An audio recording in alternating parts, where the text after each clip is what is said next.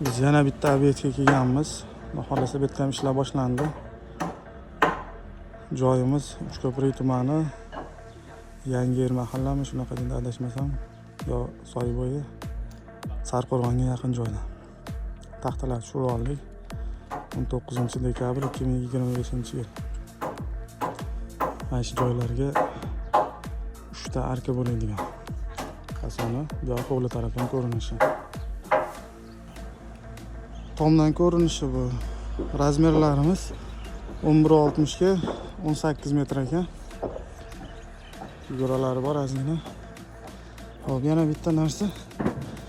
Mana shu seysmopoyez qo'yilgan, mana 5,5 talik simlardan tashib ketilgan. Qator qilib 1 metr 1.10 ga. Eng zo'r, eng optimal, eng baquvvat chiqadigan variant mana shu seysmopoyez bo'ladi. Ozgina asfaltdan qochmasalang, mana shunaqa qilib qo'yish kerak.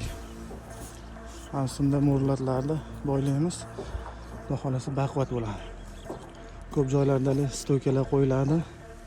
Kashay berib, eng baquvvat variant mana shu bo'ladi.